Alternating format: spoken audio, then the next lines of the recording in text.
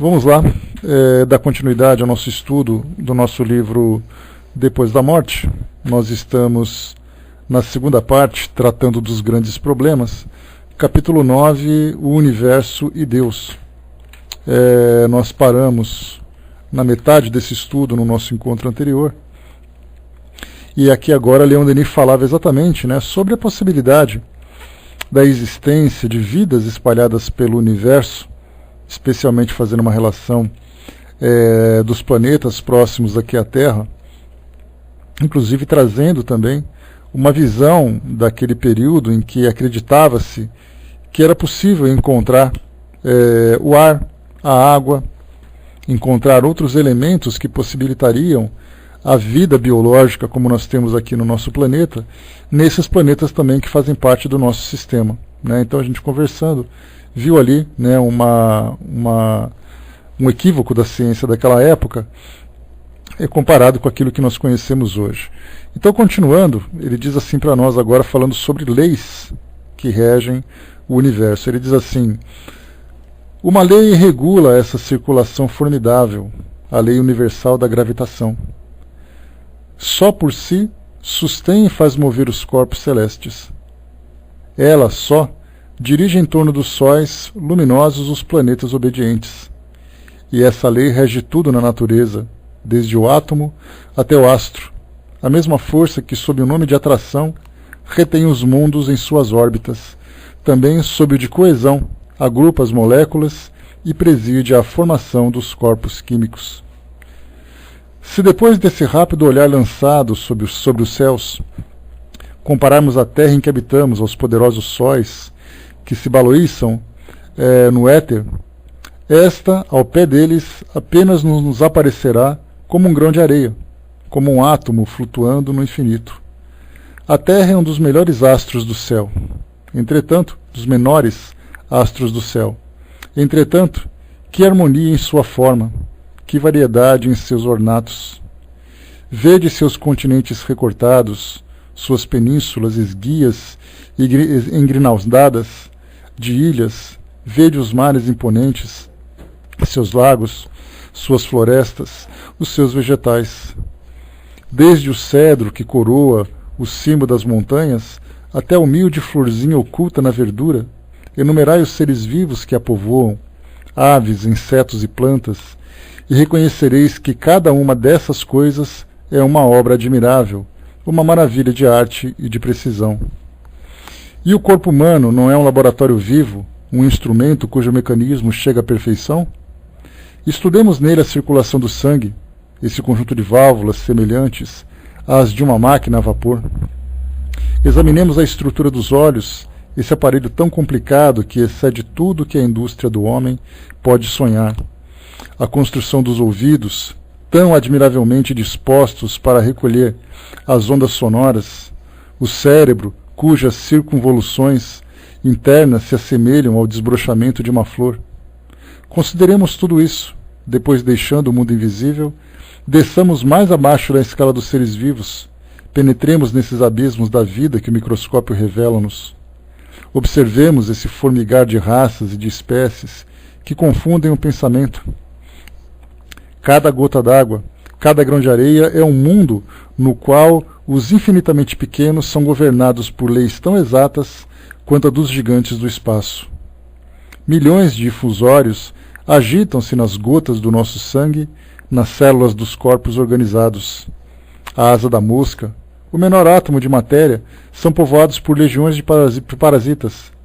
E todos esses animálculos são providos de aparelhos de movimento de sistemas nervosos e de órgãos de sensibilidade que os fazem seres complexos, armados para a luta e para as necessidades da existência. Até no meio do oceano, nas profundezas de 8.000 metros, existem seres delicados, débeis, fosforescentes, que fabricam a luz e têm olhos para vê-la. Assim, em todos os meios imagináveis, uma fecundidade ilimitada preside a formação dos seres. A natureza está em geração perpétua. Assim como a espiga se acha em germe no grão, o orvalho na bolota, a rosa em seu botão, assim também a gênese dos mundos elabora-se na profundeza dos céus estrelados. Por toda parte, a vida engendra a vida, de degrau em degrau, de espécies em espécies. No encadeamento, ela eleva-se dos organismos mais simples, os mais elementares, até o ser pensante e consciente, em uma palavra, até o homem. Uma poderosa unidade rege o mundo, uma só substância. O éter, ou fluido universal, constitui em suas transformações infinitas a inumerável variedade de corpos. Este elemento vibra sob a ação das forças cósmicas. Conforme a velocidade e o número dessas vibrações, assim se produz o calor, a luz, a eletricidade ou o fluido magnético. Condensem-se tais vibrações e logo os corpos aparecerão. Leon Denis fazendo uma viagem aqui sobre essas diversas densidades em que esse fluido se manifesta, desde aqueles que inicialmente são invisíveis para nós, até aqueles que se transformam, por exemplo, em calor, luz ou eletricidade, ou o próprio magnetismo, até mesmo na densidade material, aquela em que os corpos se fazem presentes aqui no mundo físico. Então, essa é a viagem que ele faz aqui para todos nós. Né? Me dê um ok, por favor, só para saber se está tudo em ordem. Bom dia, pessoal que chegou. Não devo ter vindo vocês aqui, mas estamos aqui. Ok, beleza. Vamos lá.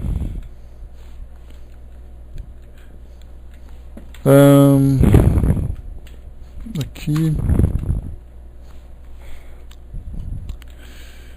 E todas essas formas se ligam, todas essas formas se equilibram, consorciam-se em perpétuas trocas, numa estreita solidariedade, do mineral à planta, da planta ao animal e ao homem, do homem aos seres superiores, a apuração da matéria, a ascensão da força e do pensamento produzem-se em ritmo harmonioso. Uma lei soberana regula num plano uniforme as manifestações da vida, enquanto um laço invisível une todos os universos e todas as almas. Do trabalho dos seres e das coisas, depreende-se uma aspiração para o infinito, para o perfeito. Todos os efeitos divergentes na aparência convergem realmente para o mesmo centro. Todos os fins coordenam-se, formam um conjunto, evoluem para o mesmo alvo. E esse alvo é Deus, centro de toda a atividade, fim derradeiro de todo o pensamento e de todo o amor. O estudo da natureza mostra-nos em todos os lugares a ação de uma vontade oculta. Por toda parte a matéria obedece a uma força que a domina, organiza e dirige. Todas as forças cósmicas reduzem-se a um movimento, e o movimento é o ser, é a vida. O materialismo explica a formação do mundo pela dança cega e a aproximação fortuita dos átomos. Mas viu-se alguma vez o arremesso ao acaso das letras do alfabeto produzir um poema? E que poema o da vida universal? Já se viu, de alguma sorte, um amálgama de matérias produzir por si mesmo um edifício de proporções imponentes, ou um maquinismo de rodas numerosas e complicadas? Entregue a si mesma, nada pode a matéria. Inconscientes e cegos, os átomos não poderiam tender a um fim. Só se explica a harmonia do mundo pela intervenção de uma vontade. É pela ação das forças sobre a matéria, pela existência das leis sábias e profundas, que tal vontade se manifesta nesta ordem do infinito.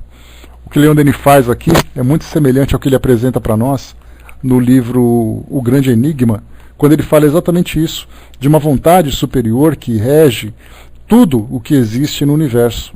Quando nós podemos pegar, por exemplo, uma visão a partir da perspectiva materialista, nós temos ali dizendo que o acaso criou as leis. Essas leis regem o universo.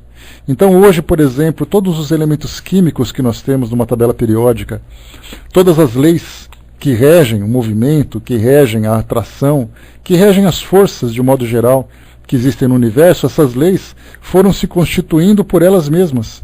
Então, por acaso, surgiu um evento, e esse evento, então, começou a determinar o que seriam essas leis.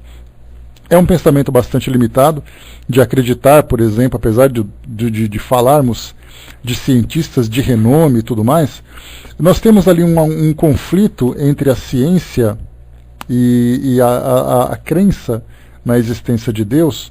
Mais uma vez, como a gente já conversou, existe essa distância entre essas duas potências, vamos dizer assim, a potência do conhecimento humano e a potência da existência de Deus, né, a potência que é o próprio Deus.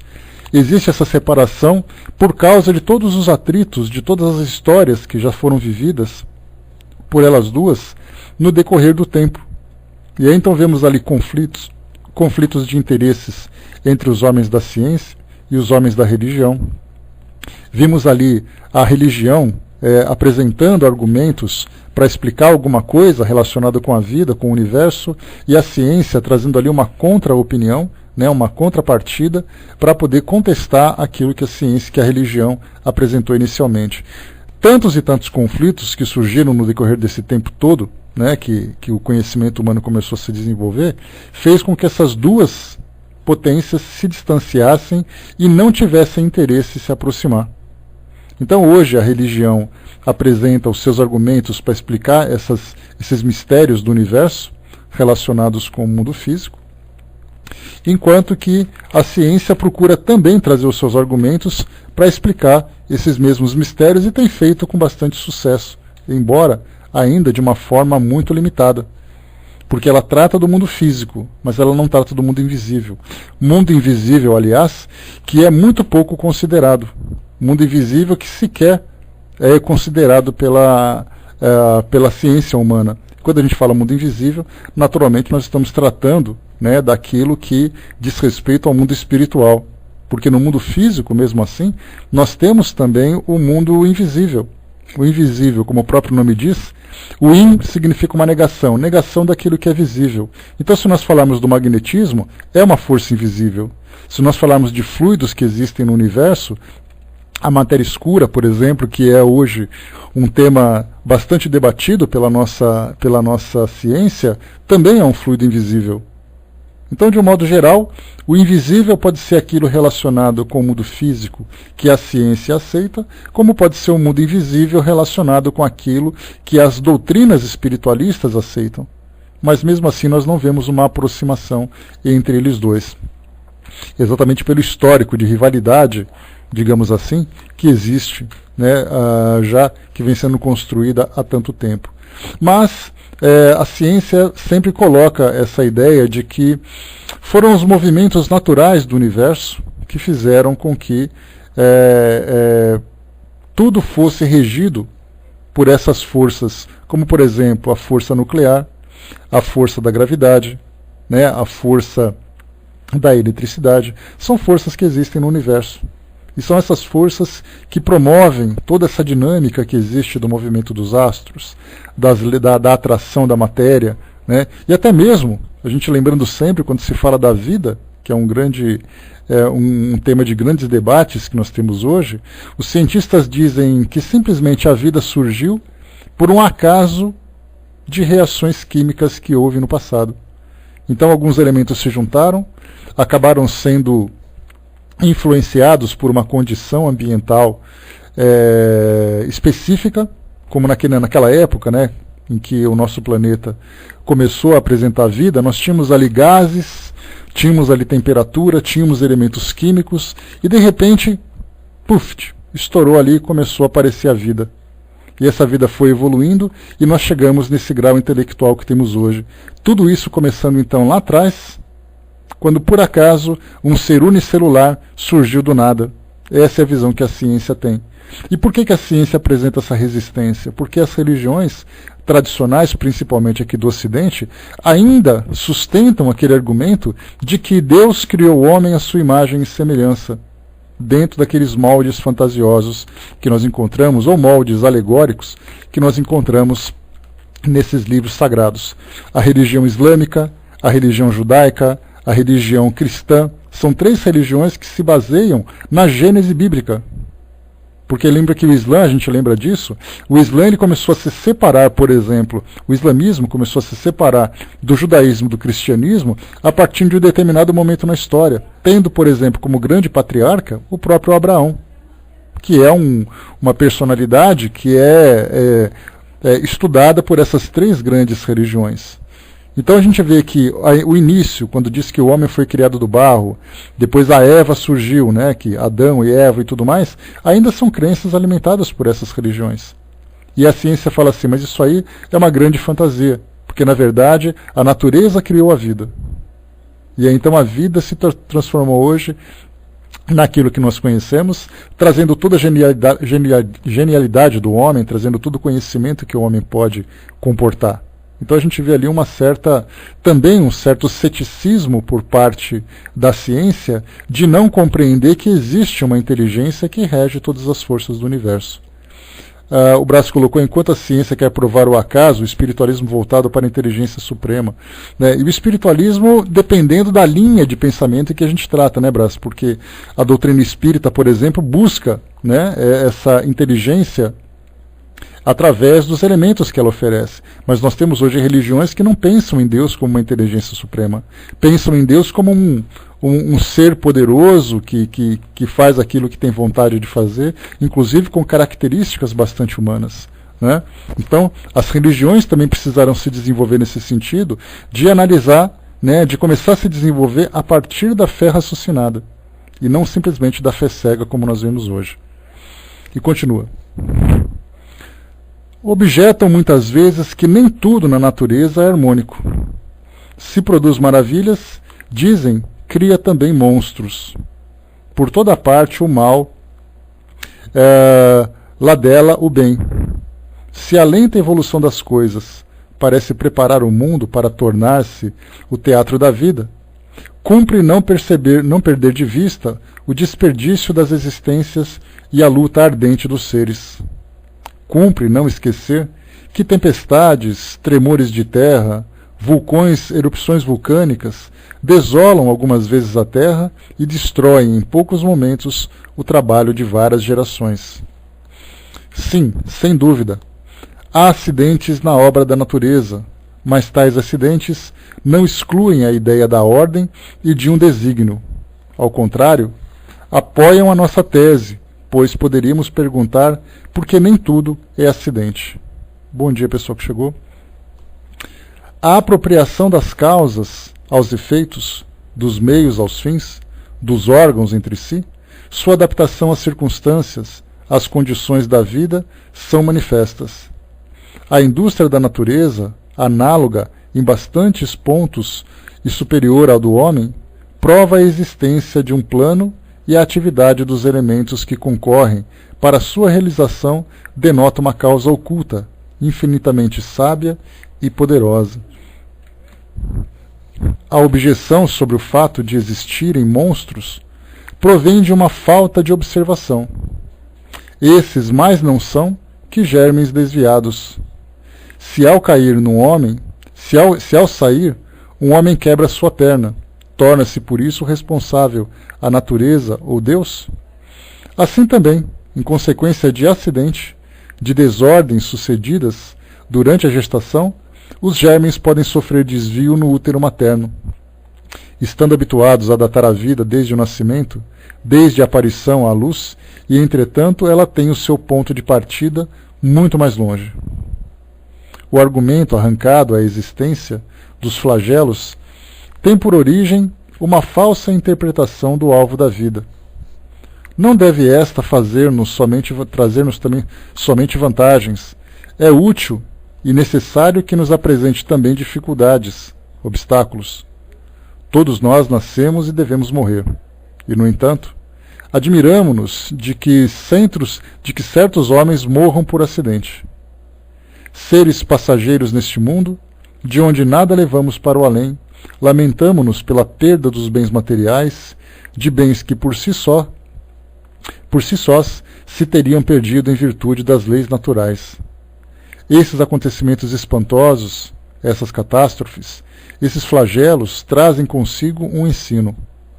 Lembram que a natureza que da natureza não devemos só esperar coisas agradáveis, mas principalmente coisas propícias à nossa educação e ao nosso adiantamento. Que não estamos neste mundo para gozar e adormecer na inquietação, mas para lutar, trabalhar, combater. Demonstram que o homem não foi feito unicamente para a terra, que deve olhar mais alto, dar-se às coisas materiais em justos termos e refletir que seu ser não se destrói com a morte. Aqui, quando a gente teve a oportunidade de estudar sobre a lei de destruição, lá no Livro dos Espíritos, nós estudamos isso num estudo que foi bastante bacana, que nos permitiu muitos raciocínios.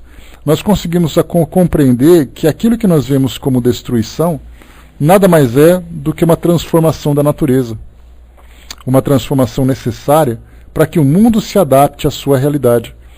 Assim como nós mesmos vemos a morte. A morte nada mais é para nós do que a perda lamentável de um ente querido, né? Do que uma perda que nos traz tanto pesar, uma separação que muitas vezes parece infinita. Só que, na verdade, quando nós falamos sobre morte, nós também falamos sobre a destruição do corpo físico. Destruição esta que o espírito sobrevive e continua a sua evolução. Então, na verdade, o que traz para nós como um elemento complicador é o nosso envolvimento afetivo, porque nós nos envolvemos com as pessoas, com os seres, né, que fazem parte da nossa vida, e quando acontece a morte, nós simplesmente lamentamos essa perda, sendo que, na verdade, não consideramos todo o mecanismo evolutivo que envolve a todos nós, inclusive os seres primitivos. Então vimos que um grande vulcão, por exemplo, que venha a provocar mortes numa determinada comunidade, um grande terremoto, que venha a provocar essas grandes mortes, ou tempestades, furacões, tudo isso que nós vemos hoje na natureza, não existe na natureza esse sentimento passional de julgar quem deve ou quem não deve, quem merece ou quem não merece, de lamentar as perdas, né, ou agradecer por não ter perdido. A natureza simplesmente segue um processo de evolução, de transformação, que acaba nos afetando. E pelo fato de nós estarmos muito ligados a essa matéria, consequentemente nós sofremos diretamente os efeitos que ela provoca. Então vemos ali, a natureza age sobre a matéria, nosso corpo físico é matéria e consequentemente acaba sendo afetado. Mas espiritualmente nós somos seres em contínua evolução.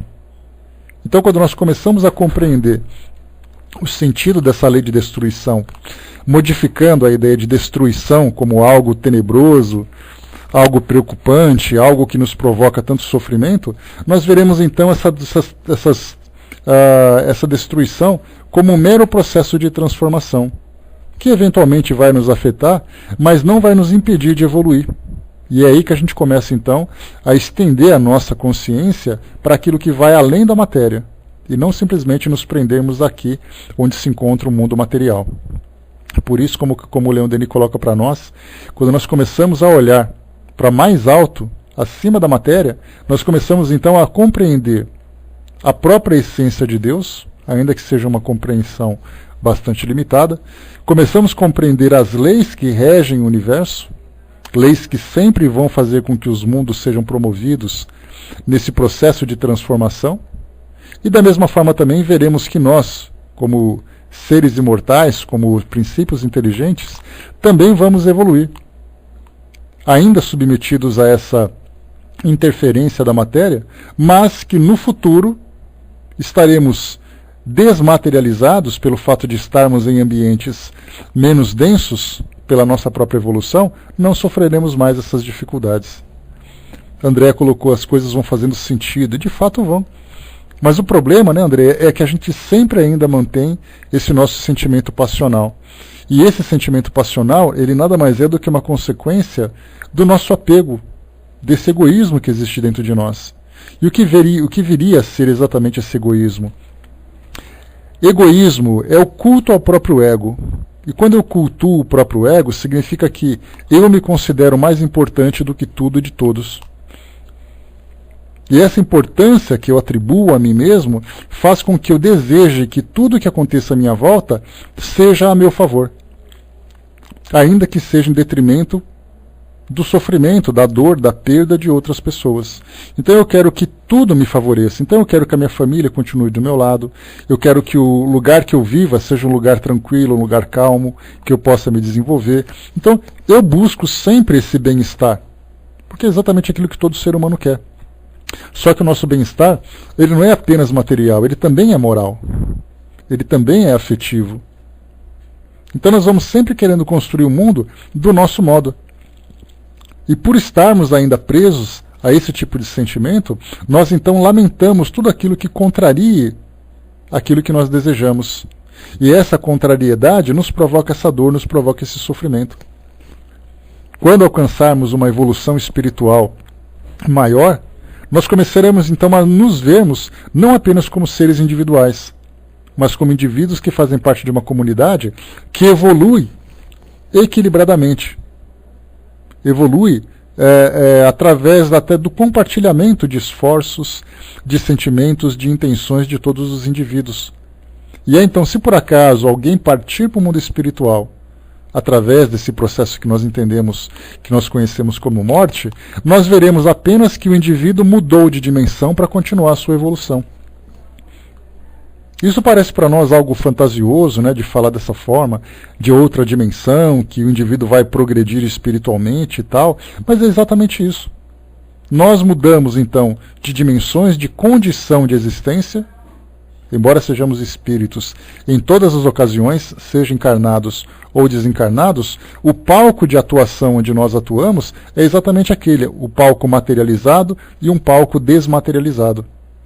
Então, ao mudarmos dessas dimensões, nós continuamos evoluindo, com características diferentes, com atividades diferentes, mas sempre buscando o mesmo processo, porque ele é contínuo. O processo da evolução intelectual e o processo da evolução moral, ele se dá onde quer que nós estejamos. Os desencarnados hoje estão trabalhando dentro do círculo de atividades que eles podem desempenhar, ou que eles estão desempenhando, né? Buscam também essa mesma evolução, se desenvolver o conhecimento relativo a si mesmos, relativos ao ambiente onde se encontram, moralmente, trabalhando na forma como atuam nesses ambientes, exatamente o que nós fazemos. Quando nós vemos nessa fase nesse momento em que nós estamos vivendo, um evento de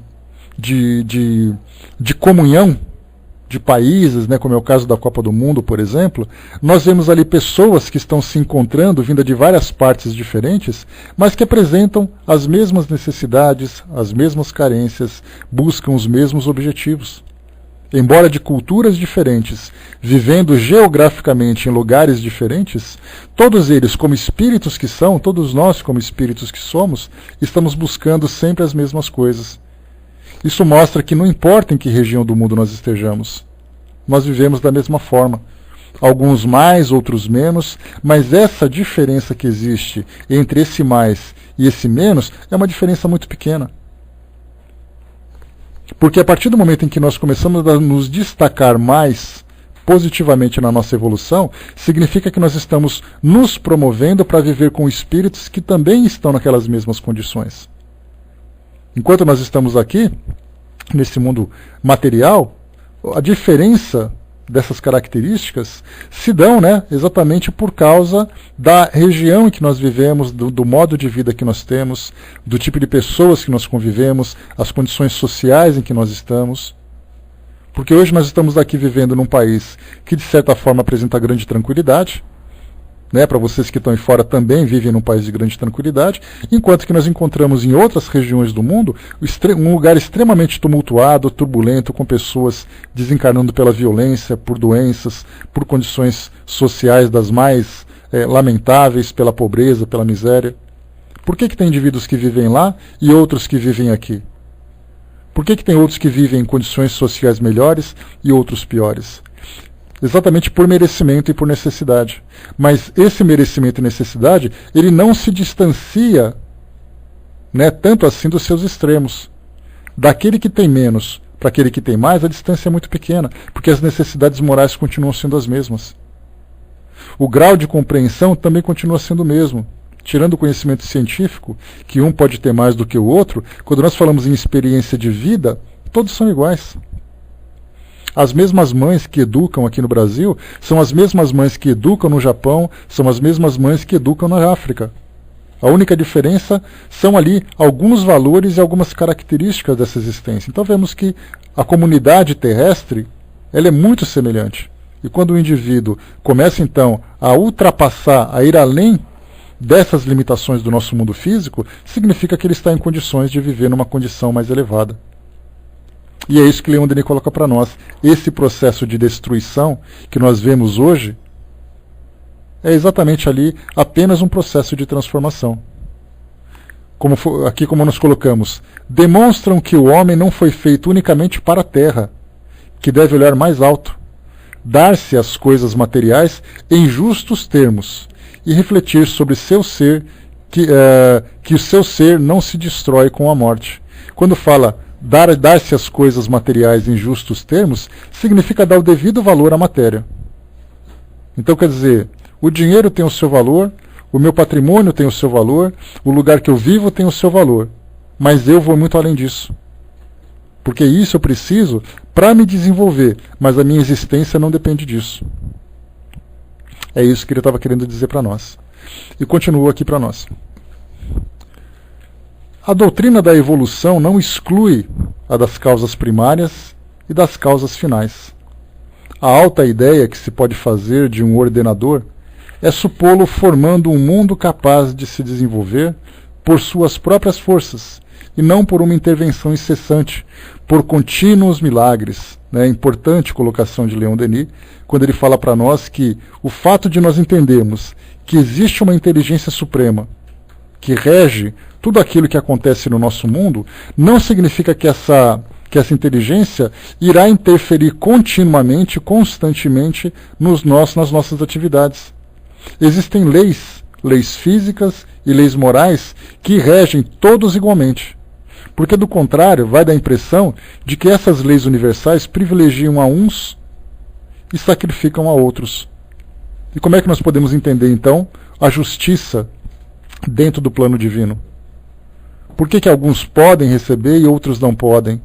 Então, na verdade, o que nós observamos é que a ação de cada indivíduo, o trabalho de cada indivíduo, o faz merecedor de crédito ou, lamentavelmente, portador de débitos. E que deve quitar perante essa lei de causa e efeito, que ela é imutável, ela é neutra, não tende para nenhum indivíduo, nem pela sua crença, nem pela sua raça, nem pela sua condição social. A lei de causa e efeito, que é a lei que rege o mundo moral, ela é simplesmente imparcial, nos afeta a todos. Agora, quando nós falamos sobre leis sociais, já é uma outra história. Ali nós já estudamos a lei de sociedade lá no Livro dos Espíritos, que fala sobre isso. Algumas vezes a sociedade pode parecer justa ou injusta, mas quem constrói isso são os próprios homens. E mesmo assim, através dessa construção, através das suas iniciativas, estarão sujeitos a essas leis de causa e efeito, as leis morais de causa e efeito. Então eu posso privilegiar, dar mais preferência para aquela pessoa que tem uma condição social mais elevada, uma condição de influência mais elevada, uma condição de poder mais elevada. Eu acho que ele é mais importante do que os outros, mas essa minha própria decisão de favorecer a um e desmerecer a outro, já me coloca, já me submete à ação da lei de causa e efeito que, em curto, médio ou longo prazo, depois exigirá o seu retorno. E continua para nós aqui. A ciência, à proporção que se adianta no conhecimento da natureza, tem conseguido fazer recuar a ideia de Deus, mas esta se engrandece recuando. O ser eterno, do ponto de vista teórico, tornou-se tão majestoso como o Deus fantástico da Bíblia. O que a ciência derruiu para sempre, ou destruiu para sempre, foi a noção de um Deus antropomorfo, feito à imagem do homem e exterior ao mundo físico. Porém, a essa noção veio substituir uma outra mais elevada, a de Deus imanente, sempre presente no seio das coisas. Para nós, a ideia de Deus não mais exprime hoje a de um ser qualquer, porém sim a do ser que contém todos os seres. O universo não é mais essa criação, essa obra tirada do nada de que falam as religiões. É um organismo imenso, animado de vida eterna. Assim como o nosso corpo é dirigido por uma vontade central que governa os seus atos e regula os seus movimentos, do mesmo modo que através das modificações da carne nos sentimos viver em uma unidade permanente a que chamamos alma, consciência, eu.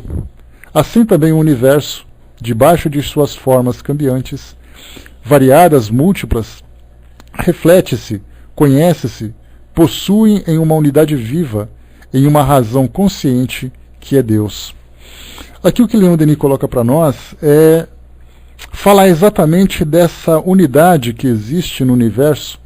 E quando nós falamos de unidade, significa exatamente a palavra que deriva do único, do uno. Todos nós fazemos parte desse mesmo conjunto, porque nossas consciências estão conectadas. Espiritualmente nós estamos conectados. Então, embora individualmente tenhamos ali o nosso livre-arbítrio, nós somos conectados uns aos outros por forças que nós ainda não compreendemos. Entre nós, aqui encarnados, estamos conectados por essas ideias que nos circulam. Os nossos pensamentos nos influenciam. A questão da simpatia, da antipatia, aquilo que eu penso, aquilo que eu sinto, são forças tão sutis que nos afetam o tempo todo, constantemente, que nós não reconhecemos. Aliás, nos afetam de uma forma tão sutil que nós sequer nos damos conta disso. Nós achamos que as nossas ações, elas dependem simplesmente da nossa única vontade. Que os nossos sentimentos são gerados a partir daquilo que nós individualmente vivemos.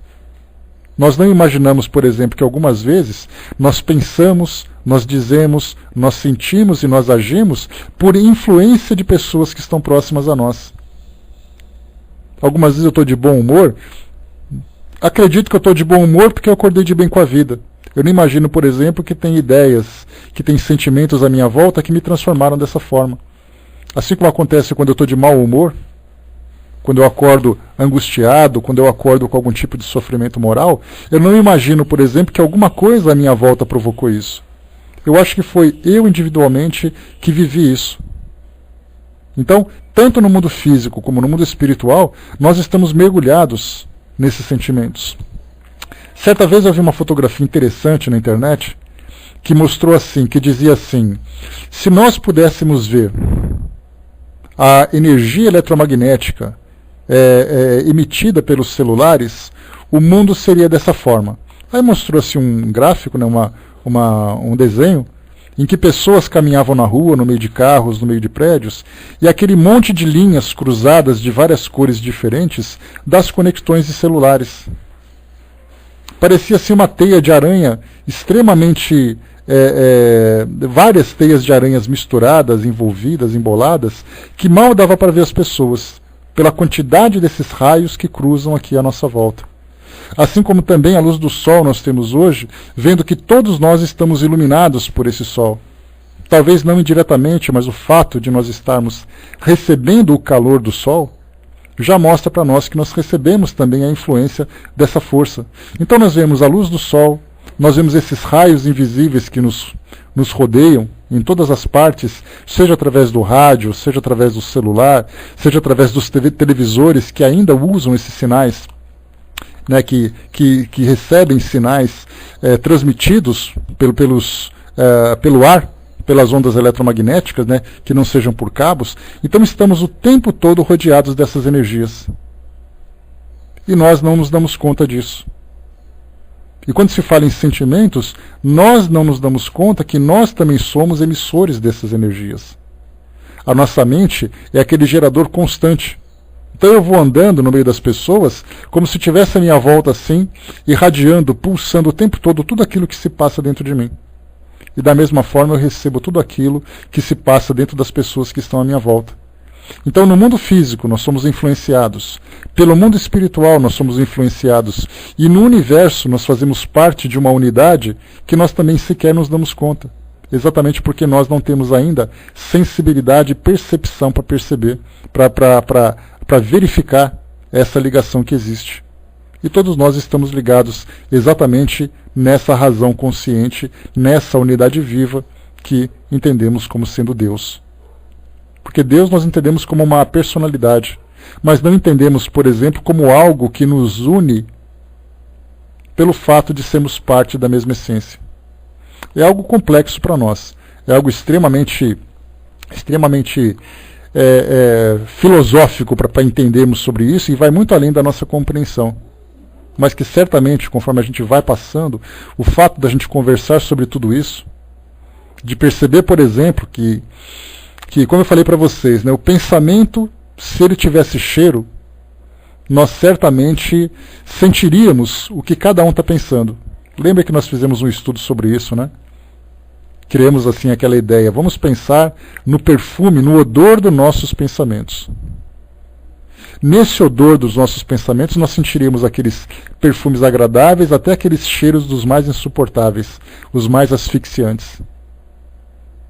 Então nós sentiríamos isso exatamente porque nós temos o nosso olfato que capta essas partículas que ficam suspensas no ar.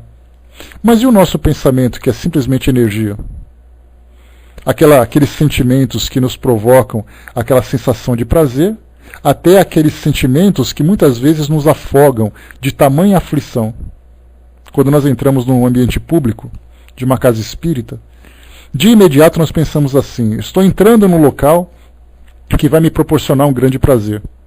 Só que, na verdade, grande parte das pessoas que estão ali vão até aquele local em busca de um alívio da aflição que trazem de casa. Então elas entram aflitas, se somam a outras pessoas aflitas, e nós imaginamos que o centro espírita é um oásis no meio do deserto, um oásis de tranquilidade. E na verdade não é. Pelo fato de ser um hospital espiritual, como qualquer hospital que nós encontramos, ali nós encontramos a dor, nós encontramos o sofrimento. E se nós não estivermos em equilíbrio, nós somos então contaminados por esses mesmos pensamentos. Porque as pessoas sentem isso, as pessoas irradiam isso, e nós absorvemos tudo isso. Absorvemos, transformamos ou potencializamos e depois devolvemos ao ambiente. Assim funciona em qualquer lugar que nós vamos. A Nebulosa colocou: por isso em trabalhos mediúnicos e de passes, devemos desligar os celulares, né? A sua energia interfere no trabalho da espiritualidade, né? Essa questão das frequências eletromagnéticas, os espíritos sempre lembram que isso provoca em nós uma certa perturbação. Seja através da luminosidade, seja através dos equipamentos que estão próximos, tudo isso acaba interferindo exatamente porque, né, as energias acabam afetando esse mundo sutil que está à nossa volta e nós ainda não nos damos conta disso. O Braço colocou, né, poucos dias fui visitar um grande amigo em fase terminal por câncer, quase entrei em parafuso. Olha, Braço, não raras vezes eu já cheguei a frequentar ambientes hospitalares, trabalhei em hospital durante muito tempo, mas depois de uma certa fase, eu começava a entrar em ambientes, eu voltava muito angustiado, muito deprimido. Então quando você tinha que pensar assim, olha, eu tenho que ir em tal lugar, aquele sentimento já começava a me fazer mal, só de imaginar de ter que ir até lá.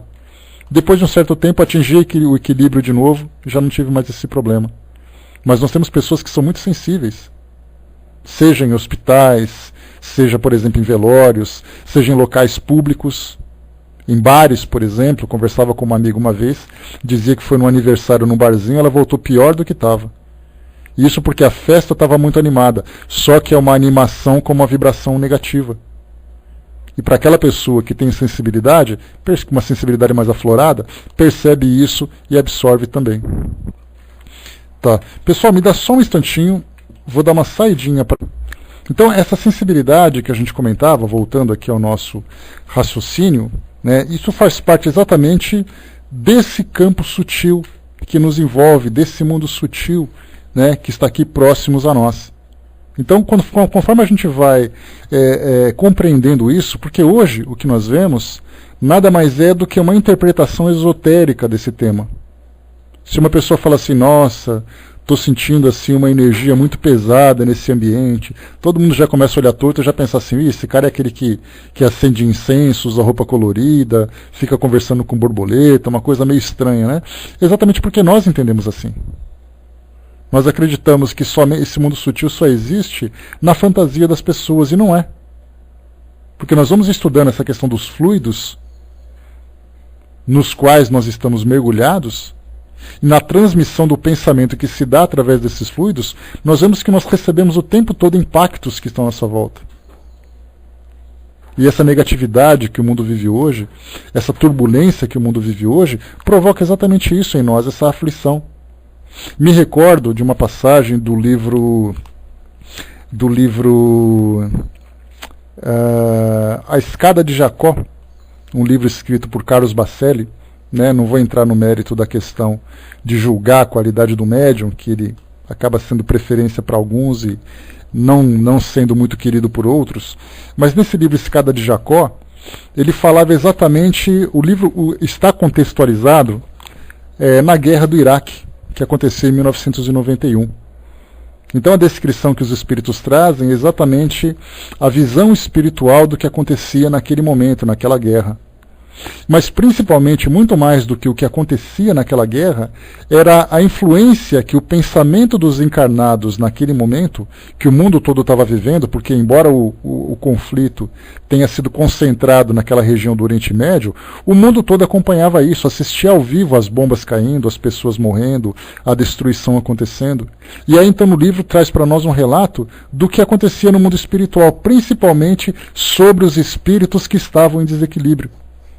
Aqueles que estavam recém-desencarnados, aqueles que estavam desencarnados há algum tempo, mas não tinham ainda compreendido a sua condição, eles ficavam correndo igual loucos, desvairados, porque eles sentiam um medo que não pertenciam a eles, mas eles sentiam esse medo a si mesmo. Entravam em sintonia aqueles que estavam na mesma vibração e em desequilíbrio acabavam absorvendo e desciam também naquela mesma condição. A mesma coisa, a transição planetária falava sobre isso também, o Brás, bem lembrado. Também fala sobre aquele momento de grande perturbação que aconteceu no mundo, mais de 300 mil pessoas que desencarnaram, quase que ao mesmo tempo, e o mundo acompanhando isso, sentindo aquele medo, aquela aflição. Então o fato de não termos ainda convicção da existência desse mundo invisível, desses campos energéticos que estão à nossa volta, faz exatamente como a gente vive, como se nada tivesse acontecendo. Então a gente vê que isso já não é mais um tema abordado pelos esotéricos, por aqueles que gostam de viver um tipo de fantasia do mundo espiritual. Isso é real. Né? Bom dia, pessoal que chegou. Agora está tudo normal aqui na sala, está tudo funcionando direitinho. Então assim, a gente vê que isso é real. O que a gente precisa agora, a partir do momento que a gente identifica a existência dessas vibrações e da forma como ela nos afeta, nós começamos então a fazer um trabalho de aprofundamento de conhecimento. E, consequentemente, passando também por um processo de autoeducação. Porque eu começo a me tornar mais cuidadoso com relação àquilo que eu transmito às pessoas. Nós falamos sobre isso no nosso último Evangelho no Lar, na sexta-feira, no livro Fonte Viva, que tratava exatamente isso. Aquilo que eu faço repercute sobre a vida das pessoas. E se eu sou responsável, né, se eu me considero também portador dessa bandeira que o Espiritismo traz para todos nós, de transformar o mundo para um mundo melhor, de fazer com que nós sejamos os trabalhadores da seara do Cristo e tudo mais, exatamente nós começamos a ter consciência e mais cuidado daquilo que nós fazemos. Porque o que nós fazemos repercute não apenas sobre nós mesmos, mas repercute também sobre as pessoas que estão próximas, e aí vai transformando então naquilo numa reação em cadeia. É aquela onda, aquela pedra que nós jogamos no meio de um lago que se encontra calmo, e aquelas ondas começam então a se expandir em direção à borda. A mesma coisa acontece com os nossos pensamentos. O que a gente precisa fazer agora é exatamente educar as nossas emoções, educar os nossos pensamentos, educar as nossas palavras e também educar as nossas ações. E o Brás colocou, de qualquer forma, o momento que passamos na Terra é de agito, e o Brasil é previsto como ponto de apoio. São vários pontos que nós podemos colocar assim, né? O Brasil também tem a sua responsabilidade. Nós vemos hoje conflitos em países no mundo todo que passam por grande perturbação. Então, por um lado, nós temos aquele ponto de energia, aquele foco de energias positivas que vão se irradiar, e outros nós temos focos de energias que são de energias deletérias, energias negativas, destrutivas. Então, nesse campo das energias, nós vemos ali choques. É como se fossem massas de ar, né, usando ali termos da nossa meteorologia, massas de ar frio, massas de ar quente, nuvens tempestuosas, tudo isso se chocando no espaço à nossa volta, e no mundo invisível acontece a mesma coisa. Né? Então vamos em frente. Vamos que eu estava querendo terminar isso aqui ainda hoje, mas eu acho que não vou conseguir. O Ser Supremo não existe fora do mundo, porque este é a sua parte integrante e essencial.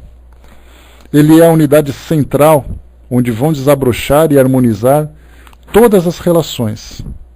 É o princípio de solidariedade e de amor, pelo qual todos os seres são irmãos. E o foco de onde se irradiam e se espalham no infinito todas as potências morais, a sabedoria, a justiça e a bondade. Não existe, portanto, criação espontânea, miraculosa, como se falava na ciência, né, que ela dizia que os primeiros seres unicelulares nasceram espontaneamente. Essa ideia da criação espontânea é algo, por exemplo, que Charles Darwin não defendia. Ele falava sobre a evolução dos seres, contrariando aquilo que a Bíblia dizia. Então Darwin dizia que nós evoluímos com o passar do tempo. Ele não falava em reencarnação, não falava nada disso. Simplesmente dizia que os animais evoluíam, que o homem seria então uma descendência do próprio macaco. Só que ele não pensava assim. Se perguntasse para ele, mas como tudo surgiu? Aí ele não entrava nessa questão. Ele simplesmente abordava a evolução. Mas aí nós temos cientistas que falam exatamente isso. Nós temos a ideia do criacionismo, que é exatamente o pensamento bíblico, que Deus criou o homem. Nós temos o evolucionismo, que é uma outra tendência que fala dos seres que evoluíram. E nós temos também essa ideia da criação espontânea, que também é esse segmento da ciência, que diz que, como se fossem bolhas estourando dentro de um ambiente com água, essas bolhas foram estourando, assim imaginam que a vida surgiu. E daquele ser unicelular que nasceu há alguns bilhões de anos, para chegarmos até agora, como é que nós explicamos a criatividade, os sentimentos, os desejos, a inteligência do homem? Tudo isso também foi o acaso que criou? A ciência pensa dessa forma. Vamos em frente. A criação é contínua, sem começo nem fim. O universo sempre existiu.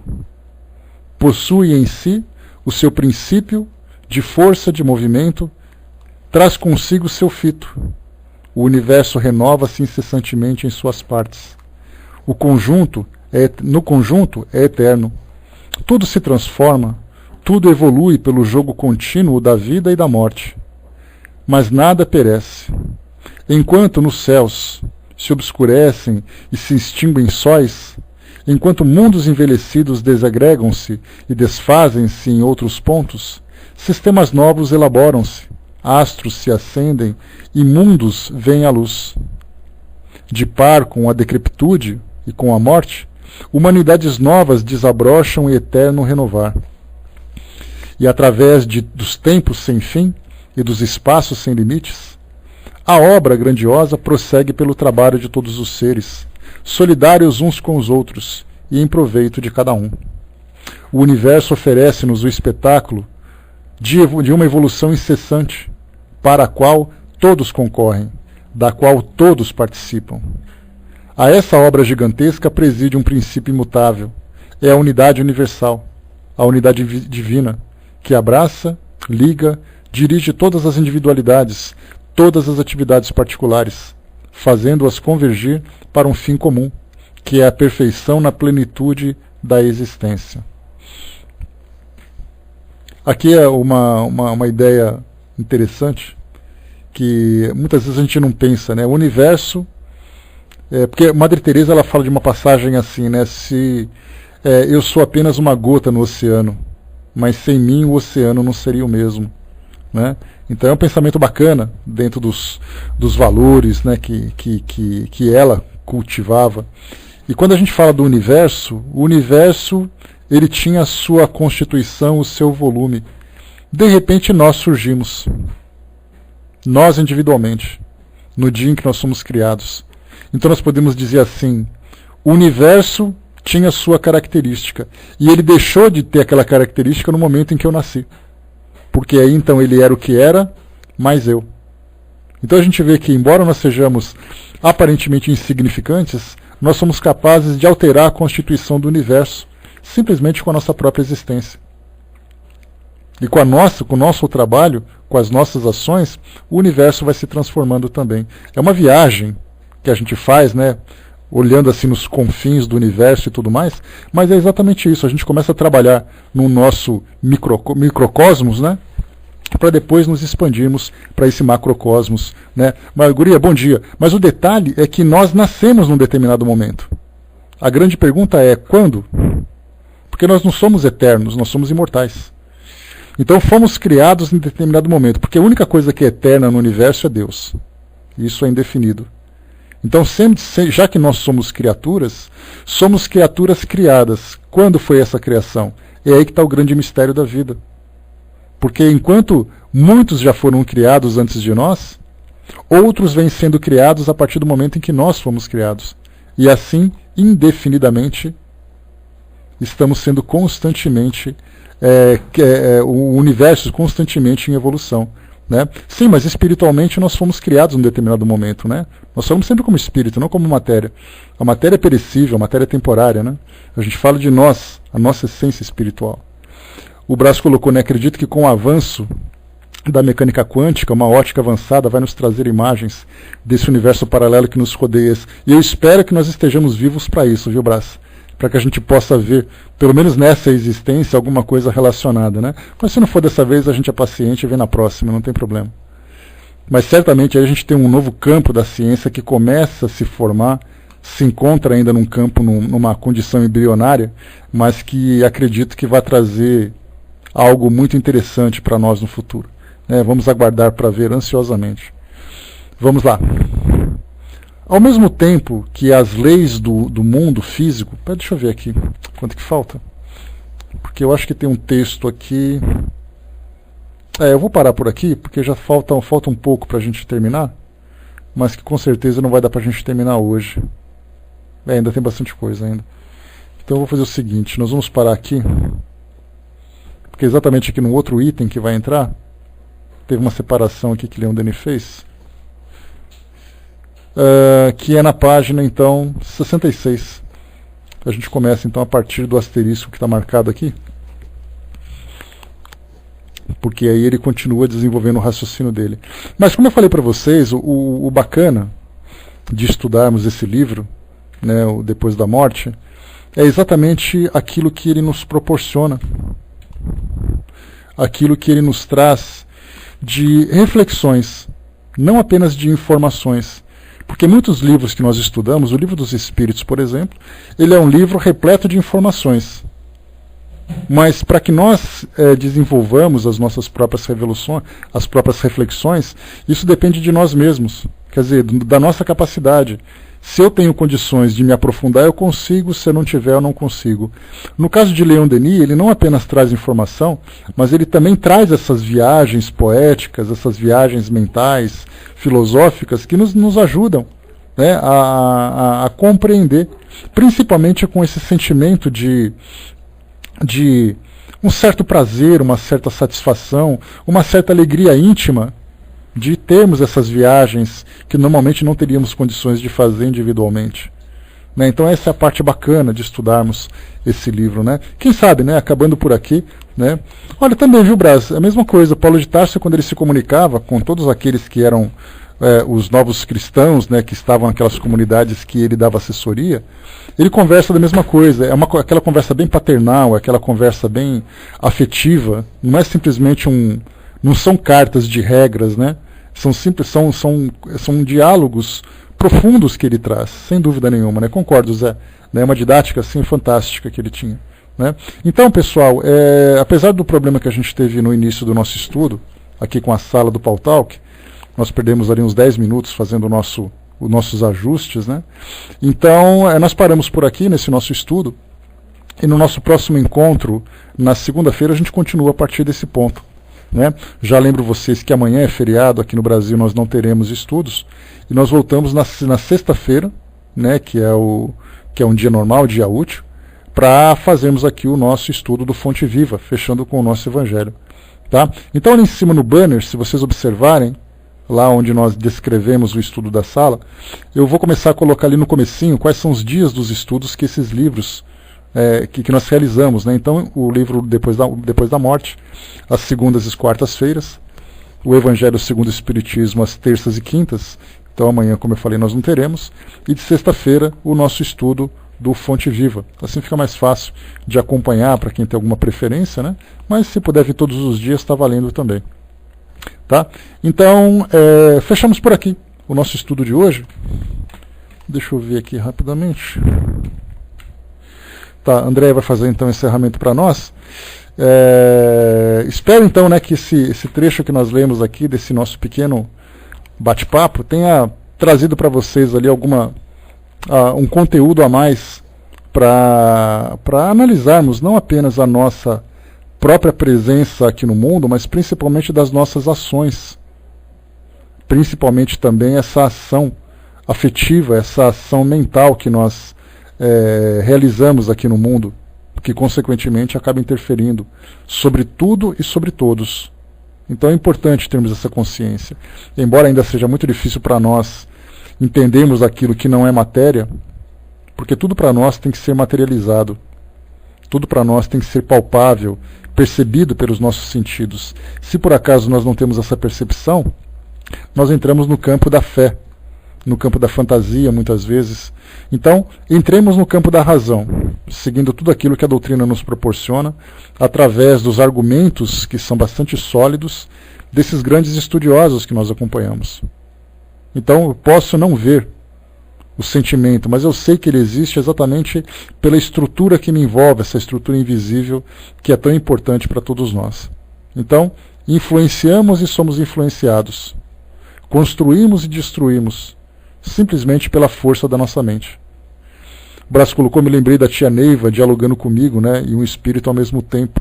Né, a tia Neiva lá, que é a dirigente lá do Vale do Amanhecer, lá no estado de Goiás, que também, apesar assim, da imagem que transmite, né, de muita fantasia, de todas aquelas, no Distrito Federal, né, de toda as roupas, um local que não tem uma estrutura que nós não compreendemos, certamente são indivíduos que têm uma relação com o mundo espiritual muito íntima, um grande conhecimento a transmitir também, né?